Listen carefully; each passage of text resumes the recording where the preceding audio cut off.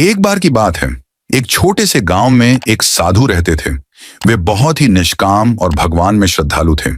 उनका जीवन ध्यान, तप और सेवा में व्यतीत होता था। एक दिन गांव में एक अमीर व्यापारी आया। वह साधु के पास गया और उनसे कहा, बाबा, मुझे अपने जीवन में आगे बढ़ने के लिए आपका आशीर्वाद चाहिए। कृपया मुझे कोई सलाह दीजिए।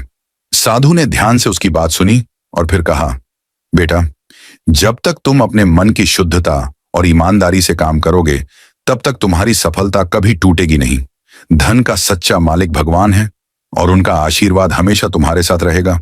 व्यापारी ने साधु के उपदेश को माना और उसने अपने व्यापार में ईमानदारी से काम किया। वह धीरे धीरे सफलता के पथ पर बढ़ता गया और उसका धन और सम्मान दिन प्रतिदिन बढ़ता गया।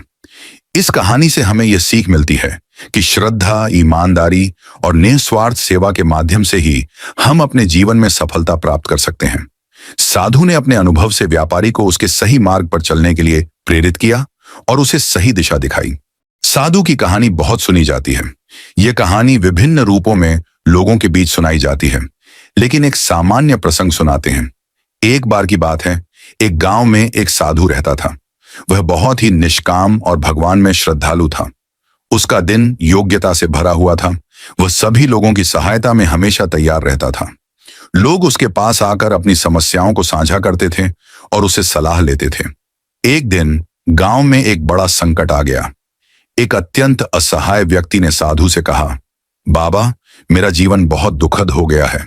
मुझे कोई उपाय बताइए। कृपया मुझे मेरी समस्या से निकालने का उपाय बताइए। साधु ने उसे ध्यान से सुना और फिर ध्यान से उसकी समस्या का समाधान बताया।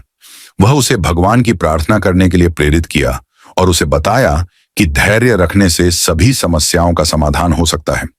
उस व्यक्ति ने साधु की सलाह मानी और उसने उसका उपाय अपनाया। धीरे धीरे उसकी समस्या हल हो गई और वह खुशहाल जीवन जीने लगा। इस कहानी से हमें यह सीखने को मिलता है कि संकट के समय में भी धैर्य और भगवान के प्रति श्रद्धा से हर समस्या का समाधान मिल सकता है। साधु ने अपनी अद्वितीय दृष्टिकोण से उस व्यक्ति की मदद की और उसे सही मार्ग दिखाया।